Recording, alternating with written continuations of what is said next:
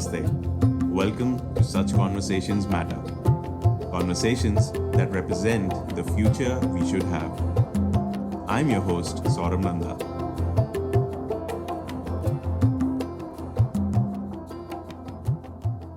Today's guest is Mr. David Fingerote.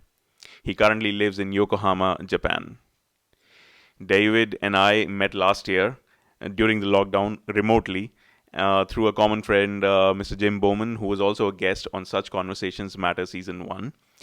And David is also an educationist, also an educator like myself. He has been teaching English to a lot of different Asian nationalities, Koreans, Filipinos, Malaysians, and Japanese. David left California in the early 2000s to move to South Korea to teach English. And since then, he has taught students, professionals, teachers, helped organizations become better, and so on and so forth. Now, David and we share a common understanding of what it means to be an expat, what it means to live in a foreign country, adjust to a foreign culture, and all the things surrounding it. So I thought, why not share this conversation with you? So please welcome David. Hi, David. How are you? Hi there. Doing well. Nice to be here. How are you? I'm good. I mean, finally, we've been able to do this, and I'm really happy for that. Yeah, it's been a long time coming, a very long time coming. This was one of the first, you're one of the first people that I spoke with when I started off in this phase. And it's good to, there's a lot has happened since then. I'm happy to say as well, happy to report. So yeah. Oh, wow. Okay, so let's get into that first. David, how has your 2020 been? It's been, crazy for everyone. What about you? I wouldn't say it was crazy for me. Crazy is not the right word. I mean, health related matters for loved ones, or some of that stuff was crazy. Or beyond crazy. But personally, professionally, it was or is even um, right in line. It was kind of a booster shot, like um, for a lot of the stuff that I'd been talking about, education wise. Um, Trying to go digital, trying to encourage folks to record things and create templates professionally so that others can benefit from it, and sharing things sort of locally in terms of within your own school system and also externally. These things are hard nuts to crack. Still, they remain. Um, but the exposure that the pandemic has brought has been, um, a fertilizer, a catalyst in a lot of very positive ways.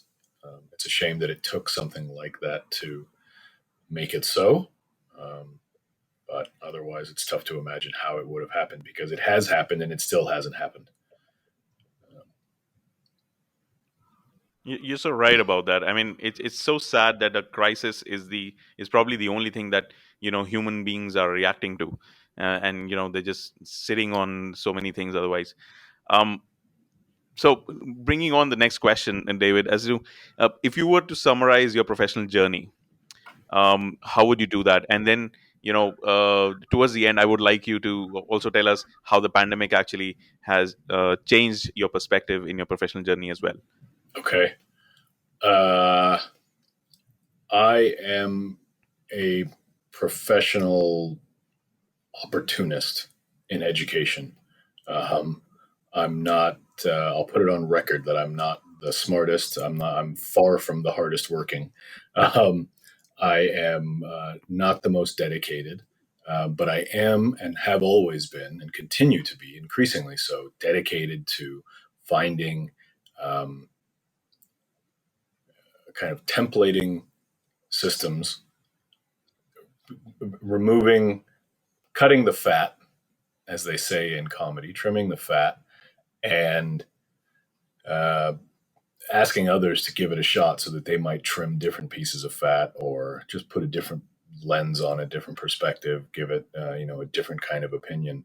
Um, And that's what I do professionally. It so happens that school is a very good, well, in some ways very good, and in some ways possibly the worst place professionally to have that kind of um, perspective on things, because schools are uh, notoriously slow moving. I say slow moving is maybe too flattering in terms of how slowly schools actually move.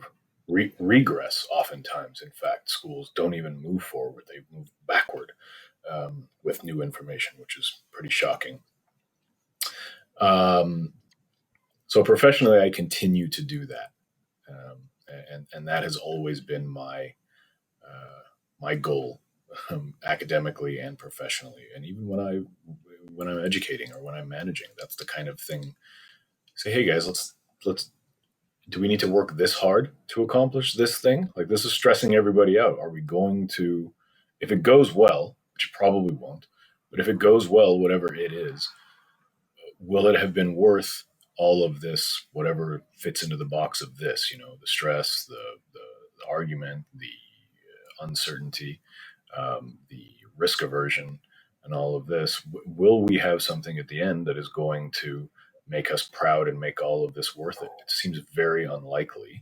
I've not seen that really all that much, even in terms of how some students choose to study, let alone how I and colleagues try and provide and facilitate.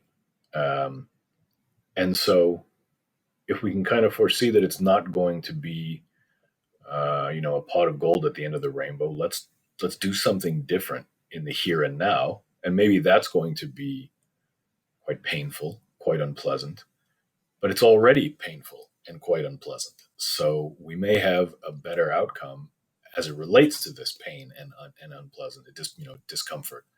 Um, and so I'm kind of perpetually looking for this. Um, and the pandemic has really facilitated that. It again has been, a watershed moment for that kind of work and that kind of perspective. And the organizations, whatever industry they're in, that are fighting that are struggling, I think, across the board. And that's such a valuable insight. I think, again, I mean, it took this crisis for all to kind of realize maybe there's a lot of trimming to do, and which is something that you've been doing for years now. And David, would you like to take a small example as to how you help a company or a product improve or shed their excess weight, as you say? It's probably best for me to just talk about it in terms of how I've done that for myself rather than an organization or a company, lest I learn otherwise. Um, uh, so in terms of working with adults, I think is a good example, because in education, a lot of folks think when education, they think about working with kids, and kids are notoriously complicated to work with because we come at it from an adult perspective, and it's also very easy to forget how different a perspective that is on life and on just the idea of understanding, right? But working with adults, it's different because, or you think it's going to be different anyway, because they're much older, and in cases that I've worked with recently, they are full-fledged professionals, some of them very, very high level, much higher than myself in terms of their pedigree, their education, their uh, the acronyms after and before their names, and all of this. And by and large, they continue to struggle with the same exact, in some cases worse, in fact, scenarios and situations than young learners. And you learn that it has to do with a style of learning. Um, and Mm, so we take, for example, helping folks transition from a kind of Eastern style of education, which, and it's not universally so, but it can be quite rote, can be quite, teacher being the fountain of knowledge, kind of lecturer being the fountain of knowledge kind of thing. And that is the kind of um, learning style that lends itself very well to passing tests. And so these adults in particular would be, straight A students if you're giving them exams. Mm. If, however, the requirements relate to critical thinking and random generation of fresh thought, um, those challenges are very daunting. Um, and working with adults who are very familiar with success, are very basically have been successful their entire lives, which is why they were working, why we were working with them at all. Um, Helping them understand that this is not about you being good or bad at something. You're essentially a child in terms of this style of learning. And so if what you're producing seems lower level, poorer quality than what you're used to, that makes good sense. And it's not about trying harder. In fact, you can't really try harder. You can do more. And if you do more, it's just a matter of you putting in those hours. And that's going to make you feel more competent and that's going to improve your product. Um, and we'll take it one step at a time. So that's a because otherwise they would be looking for a formula, and a lot of educators I've worked with are trying to provide them with that formula. And you think it's not it's not only about language. Because I work internationally, a lot of the folks think that, oh, well, if my English were only better, then, and you just fill in the blank after that statement, and you say, well, but there are a lot of people who only speak English, who flunk out of college or who cannot complete their postgraduate degrees. So it cannot have everything to do with language ability. True, true, true. So, David, we also want to know. I mean, my listeners especially would like to know because we're going to talk about Mm, global citizenship quite a bit, and you're definitely a clear example of that. Um, how and why and when did you decide to leave California and move to Asia, and then all the different countries that you've lived and worked in within Asia? sure. Okay. Well, I'm in Tokyo now, or Yokohama, so just outside of Tokyo, but Japan nonetheless. And it all began because I had some Japanese friends in Santa Barbara when I was my first year of teaching in California, which was only a couple of years after college. And they said, "Oh, you should go teach in Japan." I thought, okay, I don't know really anything about that. Let's figure this out. And so I applied to a couple places in Japan, and then I found out that you could do this in a lot of countries. This was in 2005, six, and I ended up taking a position in Korea, and I was there for 3 years. And the California um, education system sort of fell apart right around that time. So it began with my parents saying, "You're going where? To do what?" Well, nobody in my family has done this. We probably don't really know any. I mean, only a handful of my friends at that point had even, of course, there was study abroad and stuff like this, but we're talking about after graduation doing something like this professionally. So it was pretty new for my circle and certainly for my family. Um, it was not a popular decision in my household, but I went ahead and did it, as I often do. And when my parents came to visit in Korea, which was, I guess, the second year, maybe even the first year, and they were like, "Look, don't come back to California because there's just nothing going on in California. All of there was the crisis, there was the financial crisis, real estate related, and then there was just massive layoffs in education, which I definitely would have been a victim of because whether I like it or not, you could be the best one, but if you got no seniority, you're the one that goes first. And so I'm sure a lot of people got those jobs back, but that was the climate then, right? And so I ended up getting a degree while I was in Korea from an American university, so a post grad degree, and just kind of leveraged that.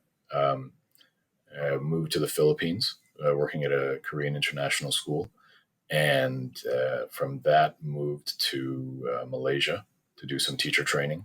And I was, in fact, with a few people from the cohort of the master's degree from Korea, who were in Malaysia. So, those kind of connections um, kept alive have facilitated a lot of these moves as well. And then Japan has was a matter of, boy, I never did make it to Japan, did I? After 10 years or whatever. So let's see what's going on in Japan. And I found a very interesting position. And I'd been in management in Malaysia, and this was kind of right on the cusp of what I wanted to do and what I was kind of very well qualified to do.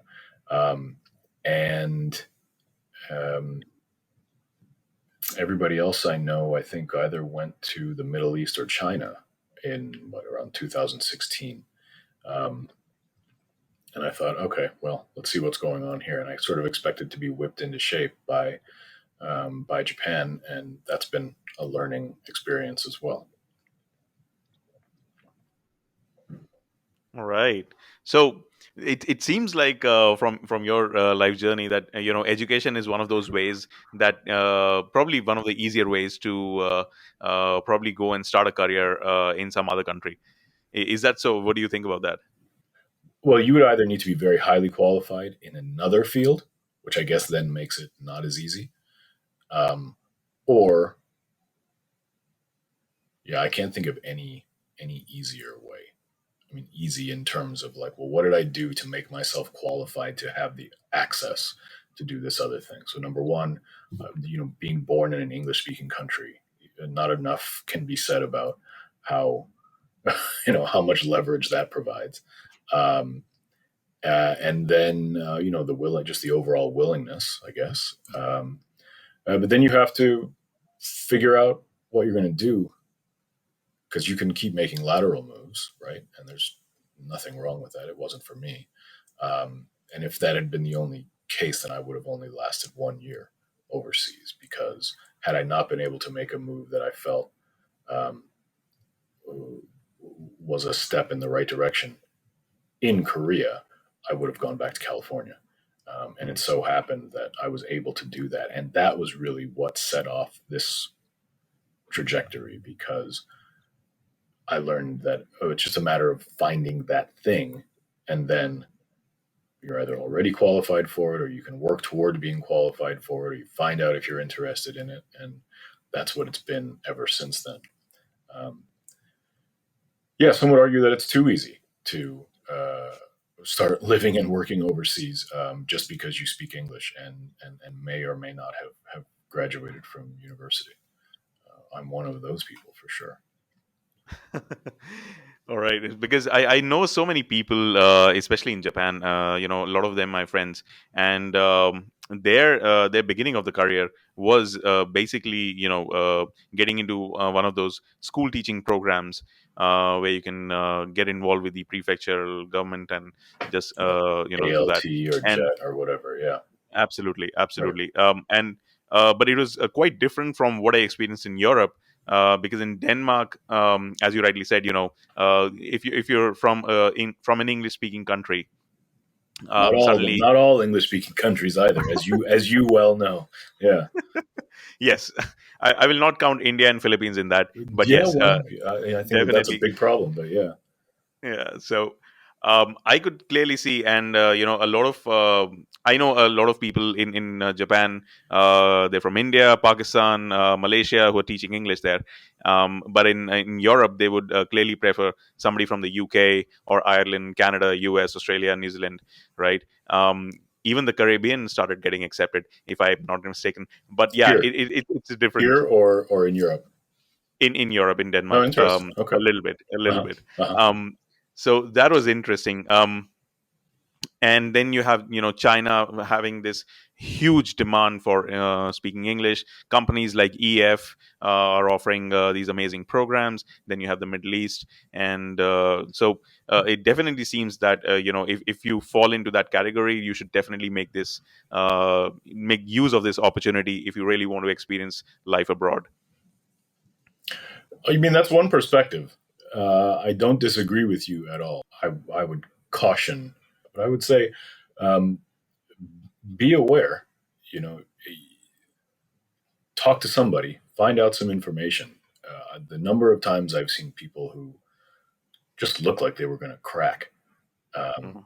from what I thought was pretty normal stuff, or number one doesn't mean that it's not going to happen, and number two doesn't mean that it's worse.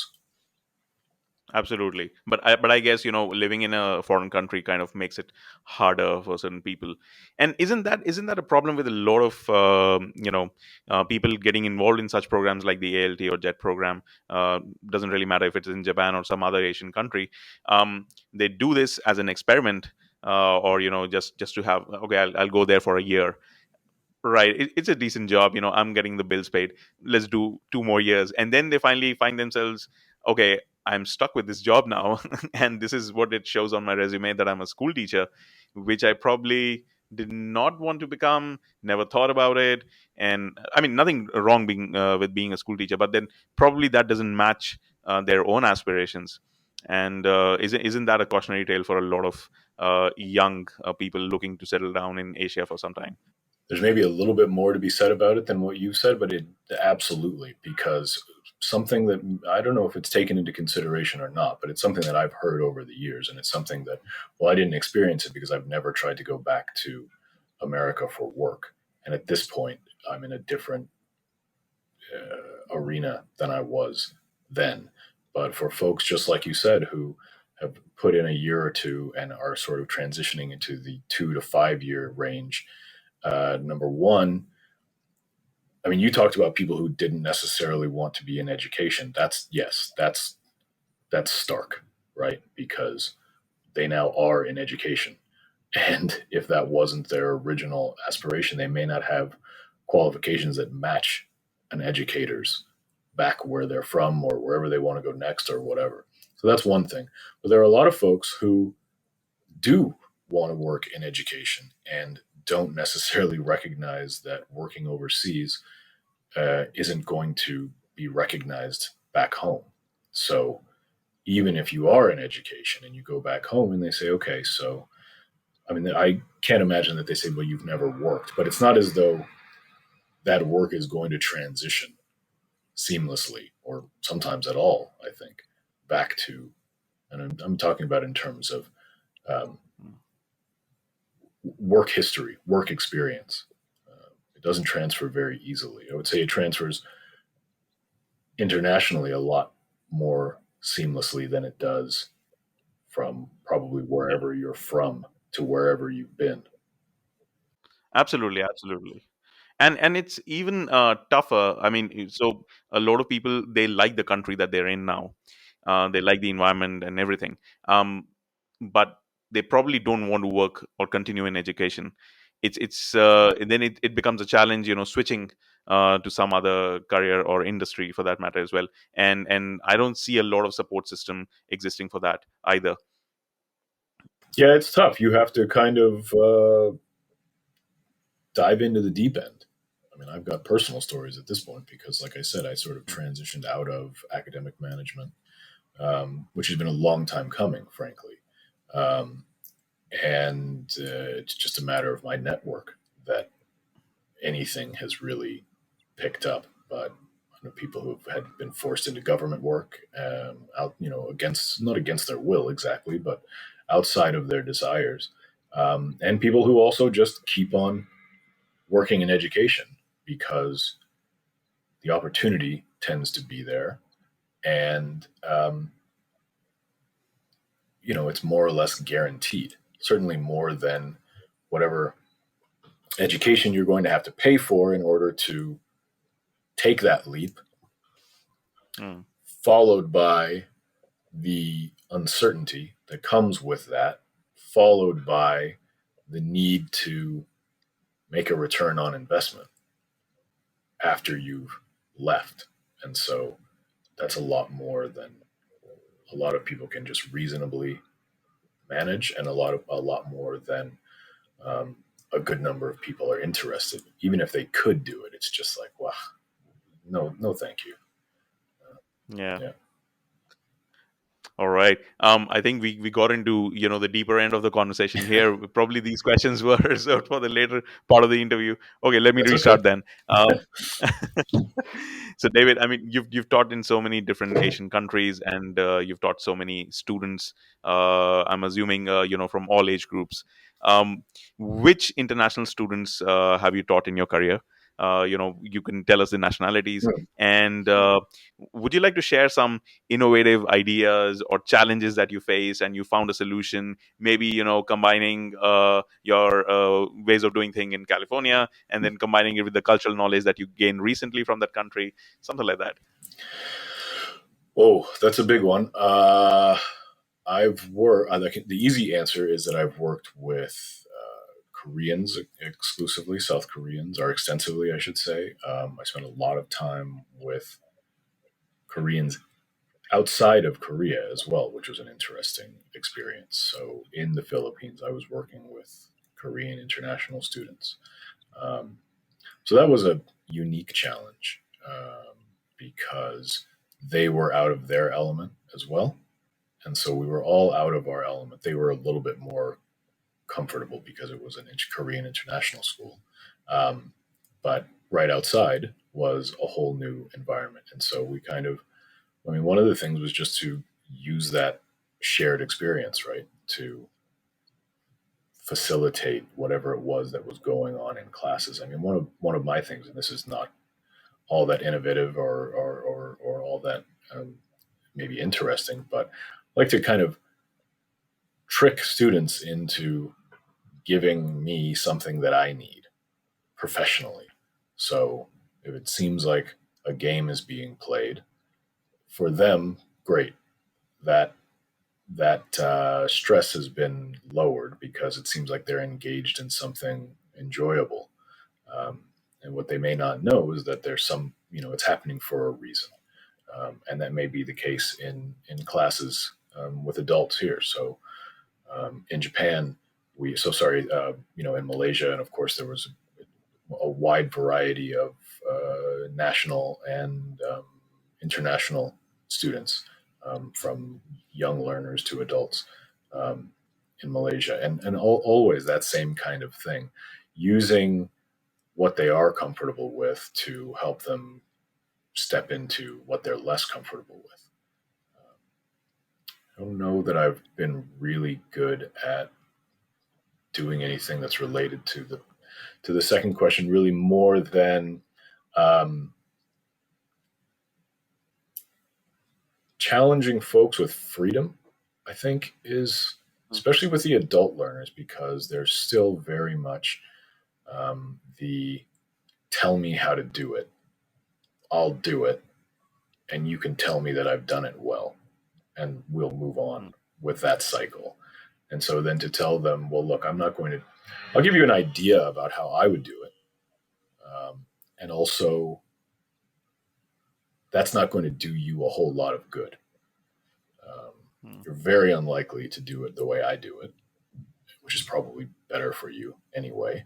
Um, but you're going to have to figure out your own way to do it. And you're going to have to also get very comfortable with asking for me to evaluate how you're doing it, which means you're going to have to evaluate it before you bring it to me because you just can't you just give a blank piece of paper. It doesn't make any sense. Um, so we would say, as opposed to telling me that you don't know how to write well, for example, right? And I would again talking about adults here, not kids.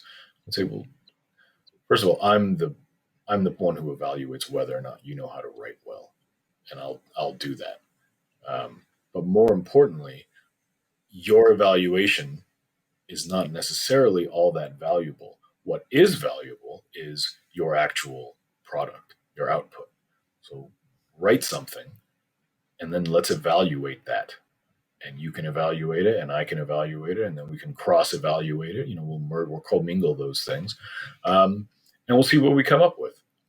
But giving that kind of pressure, kind of like a creative tension, I guess, right? Where there's this I guess maybe a better answer to your question, which is still in the same vein. Telling students about how much everybody hates writing. How about that? That's something that I'll keep with me. Showing them all these videos of professional writers, very famous writers, talking about some of them in a funny way and also quite frankly about how much they hate writing. Um, and hate in terms of like, this is something that is a constant source of angst and pressure and fury and inadequacy, um, while they are some of the most prolific and famous and well respected writers that anybody knows these days.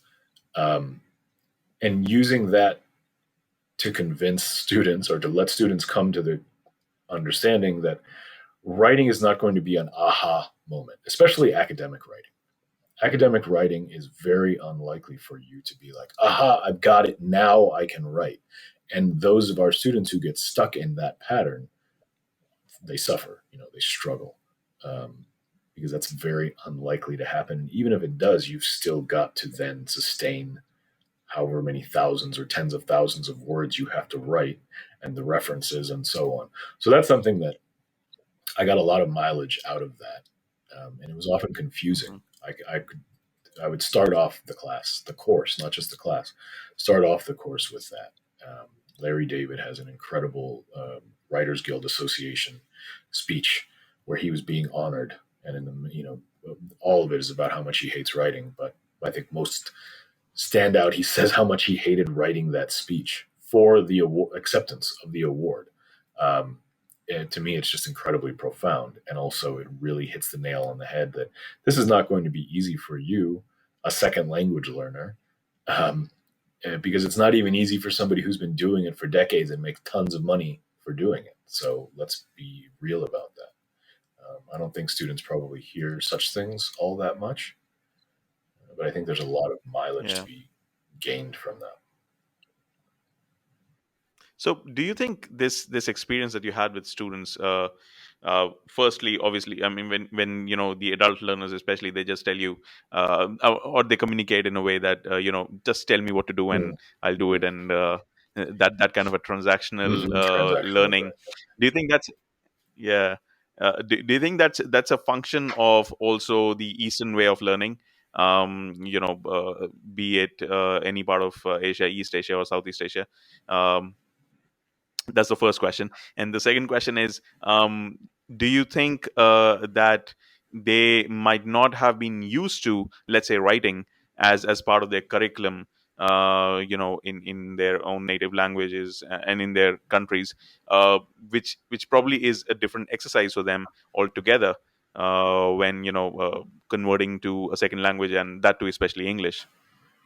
Yeah, yes to emphatic yes to both of those questions. I can only really speak anecdotally. I mean, my experience doesn't come from studying anything extensively, but certainly not foreign languages. Um, it just comes from working with, um, you know, again, kids to adults. And so, yes, number one, very matter of factly, I don't think I've ever met any adult learner in our program. So it was probably close to three or 400 over the course of 4 years. And all of these folks were fluent English speakers. Uh, can't think of anybody who had written extensively in English. Uh, maybe a few of them had written what you would consider a research paper in English. And a lot of the times, the format of the English paper, of the research paper, didn't match what we would expect, and so therefore wouldn't have been acceptable in a Western university, in terms of referencing and citations and overall formatting. I mean, what I have gained, what I've gleaned in the last 4 years here is that the exercise of writing a dissertation, a research paper, looks uh, constructively different than it does in your, British or American university, where those Western university, those look by and large the same. If I take a thesis from Australia, compare it to a thesis from California, you know, you can submit either Yeah. one in either location. You're going to have your various um, uh, formatting differences, but those exist within departments, let alone internationally. Um, but a lot of the students just simply had never written what we would consider a research paper. And a lot of the expository writing that they did was considerably different as well. So it's not just your references and citations and whatnot. But those topics came up over and over and over again. So they really were learning a different style of education. And once Right. it was really important. The reason that I cared about that at all was because it was important that we didn't think that they couldn't do it, or that they were being difficult, or that they were being, the worst thing to say is lazy or something like that, where, who's paying $10,000 before they go to university to then come and be lazy and giving up, 2, 3 days a week to sort of try and slide by, which, absolutely wasn't happening. But it's an easy default position, especially for an educator. And I can think of a handful of times when I've walked into schools and they say, "Oh, these kids can't read."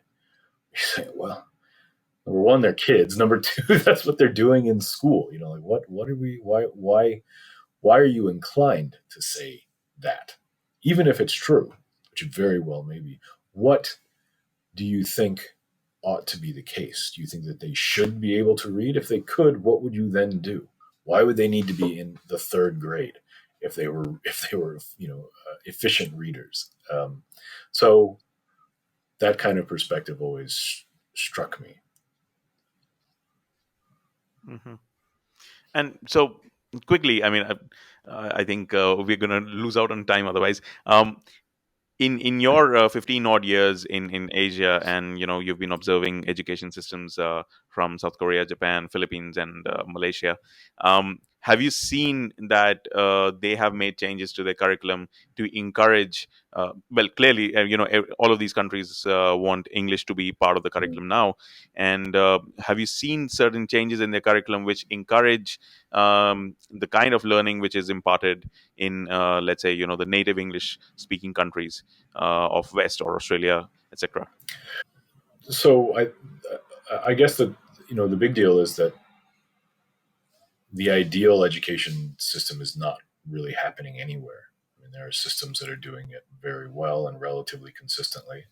Um, and I saw schools that are working more effectively outside of the West than many in the West. And so, it's very much a case by case kind of thing. And it's a matter of the educator and how much money is being pumped into the system, oftentimes. And,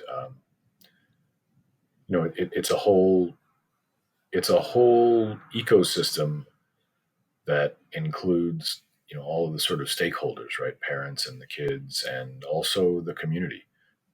And so I've seen a wide variety, is all I can really say about that. There's a heavy emphasis on it, that's for sure, especially where language education is concerned. And I mean, you didn't ask this, but I think that the most important thing is that countries start paying more attention to domestic talent, as opposed to bringing in folks like myself, who, it's a crapshoot, Mm-hmm. and our, the weight of our alliance is always potentially elsewhere. Whereas if you have somebody who's born and bred and educated and culturally domestic, sending them overseas or having them participate in some kind of program, and bringing that back, I just think that there's a lot more good that can come from that for your country, for your students, for your children, um, than the alternative. Right. So, David, let me switch the conversation to another Hmm. aspect, which is, I'm highly interested in, apart from English education. Um, you've lived for 16, 17 years in Asia now, in multiple countries, and without having the first-hand knowledge of the culture and language, how have you been able to network so well with so many individuals? I don't know. I like to have a good time. I don't know, I don't know if that's a great answer, but I enjoy a good time, and I guess that I hang out with people who like to have a good time, and for the most part, I mean, it's more about the human connection than anything else. And I mean, as far as I can tell, because I don't have too much else going for me. You and I, we don't have any connection. We've never met. mm, We were connected through another person whom I've never met, and and we um, sparked up a conversation. And this is, I think, almost a year now, maybe over a year. And like, you contacted me, and it was just, you were doing this thing. I said, oh, yeah, yeah. The answer is still yes. Sure. Wednesday. Okay. See you there. So, it's just like, it's that kind of stuff. I don't know. Like you say, transactional. Like, I just don't really mm, care for transactional kind of relationships. And therefore, it yeah. gives more space for more meaningful relationships, I guess. And then what about family life and life decisions? Because moving from country to country Mm. and moving from organization to organization is already tough. But Mm. then in your case, it has been another level altogether. How have you managed that? Have you ever had second thoughts about it? How do you feel about that? I've never had any second thoughts. The one time where I thought maybe I should have had some second thoughts was when we moved to Japan, because I moved for a job, which is what I've done every move that I've made, and with the assumption that it would be very easy for my at that time newlywed newlywed wife. I don't know how you say that, but we had just gotten married before we moved here, assuming that it would be very easy for her to find work here, and it was not so easy, and that that gave some second thoughts, right? Because it became a pressurized situation. Um, uh, just because it was based on a lot of assumptions, right, and not a lot of research. So back to my earlier point of like, do a little bit, scratch the surface a little bit. Fortunately, that's all been reconciled. Um, but with my family and stuff, I mean, it's been an opportunity for my parents to see parts of the world that none of us would have ever, and my wife's parents as well, not that we just wouldn't have ever gone to or thought about going to, or yeah. So it's been all positive, 100% positive. Nice. So, I mean, it's more the adventurous ride is so amazing that you don't even notice the slight odd bumps here and there.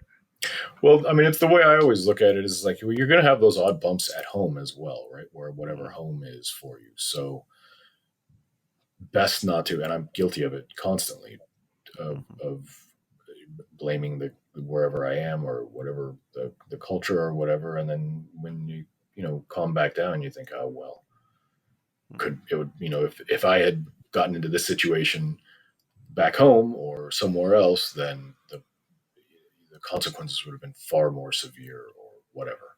So no, All I right. just think it's all kind of taken in stride, right? So, David, last season I had interviewed Mr. Terry Lloyd.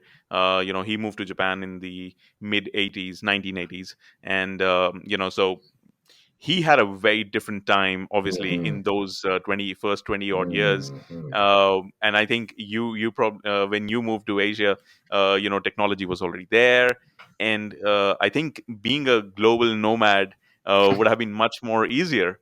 Do you feel that way now that it's easier and it's becoming more easier for people to move to different countries, especially countries no common language, no common culture, etc. Yeah, I guess so. I guess so. I mean, even just in terms of living outside of the big city versus in the big city. I mean, when I lived in Korea, it's like, if you didn't want to speak any Korean, then good luck, because there was nobody speaking English in the places where I was, and I wasn't even in the most remote locations. Um, so I really can't probably imagine what it was like for him and to go through those experiences. But I always admire those kind of stories, because it does give you a moment to reflect on things and to also be appreciative of how far things have come. Um, and also look at how things have changed, while I've been overseas, for example. So I guess that it would be much easier these days. Plus, you've got all these different ways to connect with folks back home, so you don't have to deal with that, extra burden for some. So yes, I guess it would be much. Nice. And so you've met so many expats, right? And so many people having similar experiences that you had, moving from country to country. Do you think what role do you think that global nomads and expats play in the world today? What is that unique function that they perform? If nothing else, hopefully highlighting to the people of the countries that we live in as expats about how much they have to be grateful for, about what they have without us, Hmm. what they had long before we ever set foot, and what exists, whether or not we're in their classrooms or their offices or families, whatever. Um, and likewise for each one of us, about the things that are the things that resonate from our own cultures. And I mean, according to my experience as well, most of the things which do resonate and people relate to quite easily are always the positive things Mm, between your cultures, mm, right? So I like to see it in a way that global nomads are kind of promoting peace and probably the SDGs as well. Mutual respect, empathy, mm, because when you go to a foreign country, you want to make a good impression as well. You're more polite and so on and so mm. forth. Um, so, David, let me ask you another slightly deeper question. Okay, What about identity crises? I'm sure you've had your fair share of them. sure. How do you manage? Well, so I'm a mixed race Mhm. individual, and so that has been a thread. That was a thread in my life in America as well. Um, which I think prepared me very well for living overseas. Because, as I say, I've seen people who look like they're on the verge of cracking. A lot of it tends to have to do, as far as I'm concerned, with identity crises. And for a lot of people, it's the first time that they're having one. And to have one as an adult I can only imagine, a very scary thing. It's not something that I've ever had to deal with as an adult. It being new to it, it was old hat for me as an adult. Um, so it's something very serious, and it's something that, yeah, that's it's important to be aware of that, because that can make or break the experience, and it doesn't have to be like that. I mean, just in terms of working professionals, um, working professional expats, um, it's important to have some kind of mirror where you can say, is this something that's being done to me, or is this the way I'm perceiving something that's happening because, and I guess you have to fill in the blank of that because. For me, it's been overseas anyway. It's always been, this is something that I don't want to be the case. But if I wanted this to be like California, I could have just stayed in California, and California will be like California. And so I wouldn't have to be upset that this place is not California, if that makes sense. Absolutely, Mm, absolutely. In fact, last season I also invited Mickey Chen, mm, who is half Chinese, half Nepali, mm. and has been brought up in the Dutch education system. She's a Dutch citizen. Mm. So right, that's just another layer of Yeah, I can't uh, imagine. Yeah. multiple identities. Mm, And she said something really interesting. She said, "I consider myself as Play-Doh, and I keep adding new Play-Doh to myself whenever I travel and move around." And I also belong to that category because my dad is ex Indian Army, so we traveled all over India, and India is like Europe mm, in Asia, mm, right? So different cultures in one country. mhm. So that's why it kind of becomes easier to just go to another culture because you kind of know the protocol. Okay, what are you supposed Yeah, to do when you don't know the people, that right? that I agree with. Yes, definitely. That's a skill, So right? That's something that that does develop. I think it's. I mean, it has for me anyway. Yeah. Absolutely, absolutely, and we just naturally adapt to having those skills. And so, thank you so much, David, for doing this. I'm just going to ask you a couple of last Sure, sure. questions before we end this. If you would like to give some career advice to young students and professionals who would like to become global nomads like yourself, what career advice would that be? The professions, what we know as the professions, your law, medicine, engineering, accounting, architecture, they play internationally. That's for sure. Like, I mean, if that's what you're interested in, you can do that internationally very well. Um, so I wouldn't hesitate to do both of those things. I wouldn't, for example, think, well, I want to be a lawyer, but I also want to live internationally. Maybe nobody ever has that thought. Maybe nobody sees a conflict between those two things. But in case anybody might, then I would say don't. Um, that's only going to help you. Professional advice: look for unique ways to leverage your skill set. Uh, Especially overseas, because the environment of your profession may be very different. Your industry may look very different internationally than it does in your country, and it doesn't necessarily mean that you ought to leave that place or get out of that industry. I mean, you may be able to find the gap, right? Fill the void for whatever is causing that, and start a whole new thing. Right. David, one single sentence that you would like to give us, something which makes the world a better Oof. place. Don't take my word for it. That's all I got. That's very interesting. Don't take my word for it, do it Do it yourself, right? yourself. Figure it out. You'll figure it out. Don't take my word for it. Awesome. It's been a pleasure talking to you, Likewise. David, like always. Thank you so much I for look doing forward to this. the next time too. Thanks.